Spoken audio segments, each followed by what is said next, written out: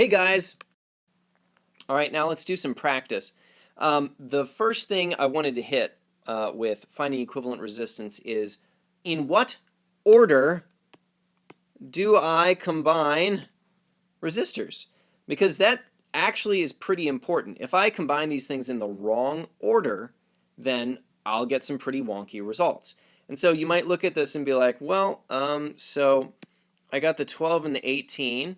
Those are in series. I can combine those. And the 10 and 15, those are in series. I can combine those. And that would be the right idea. That is, in fact, where you should start. But some other people will look at this and they'll say, well, so why can't I combine like the 12 and the 10 like they're in parallel, and then, like the 18 and the 15 or the 5 like they're in parallel? Why doesn't that work? And the reason it doesn't work is because, frankly, the 12 and the 10 aren't in parallel with each other. They're not simply in parallel with each other, okay? If they were simply in parallel, well, then it would be like this.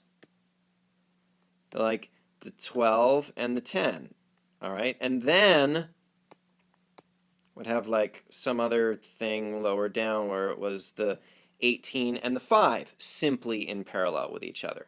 And that would be a different construction. That would not, in fact, be the same circuit, okay? So I don't want you to think about the 12 and the 10 as being in parallel with each other. Rather, it's this branch is in parallel with this branch over here. If I can find the equivalent resistance for this branch and the equivalent resistance for the other branch, then I can combine those parallel branches. So there's always going to be multiple steps when we're combining resistor networks. All right, as usual, if you think you know what to do to simplify this circuit diagram, or at least you feel like you want to jump ahead a couple of steps, go ahead and pause and see if you can figure it out. If not, I'm going to go ahead and start the fun right now. So as I mentioned, the 12 and the 18 are in series with each other. Okay, and so I can combine those first. I cannot initially combine the 10 with anything because there's a junction right here. So if you're thinking the 10 is in series with the 12, maybe later, okay? We'll deal with the 10 when we get to it. But start with the ones which you can definitely identify as being very obviously connected as series or parallel. And the 12 and the 18 are clearly in series, which means that this branch is 30 ohms of resistance. And this branch over here is 15. Now don't show your work the way I showed it. That was super sloppy. Rather, you should do it like this. Present progressively simplified versions of the original circuit diagram. The 12 and the 18 simplified to the 30. The 10 and the 5 simplified to the 15. And now we got to see what our next step is. All right, so again, pause, see if you can see which two should I combine next.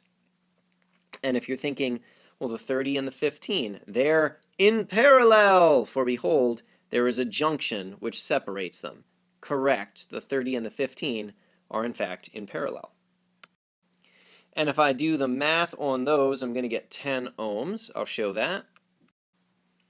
Okay, and 3/30ths is 1/10. And don't forget to flip it. Okay, so that would give us 10 for our equivalent resistance. All right, last step. We've got the 10 and the 10, and I think it should be obvious that those are in series, giving us a final circuit of 20 ohms of equivalent resistance. All right, let's do another one. Same story. Try to do it as much on your own as possible. For this one, they're all going to be 6 ohm resistors, and there's a bunch of them, so give some careful thought to the order in which you should combine them. All right, there's a couple of different ways that people tend to screw this up, but again, remember, start with the ones which are most obviously either in series or parallel. So to me, I think it's pretty obvious that these two are in series, and this one and this one and this one are in series with each other. So I should combine these three into one and these two into one. All right, so now I've got 6, 12, and 18, and those are obviously in parallel with each other. And if you do your math right, you're going to get 36/11 ohms. All right, now I know I did that one fairly fast.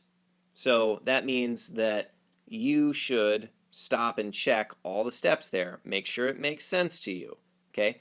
Because what I want you to be able to do is sort of outline a general process by which you simplify a circuit, right? There's going to be progressively simplified circuit diagrams, right? And there's multiple steps. If you're trying to do it all in one step, just go straight from this to that. No, don't do that. There's steps. Break it down, right? One, then the next. And sometimes there's going to be, this was 2 steps. Sometimes there's going to be much more than that. All right, let's try another one. All right, I'm going to have you pause the video and see what you can do.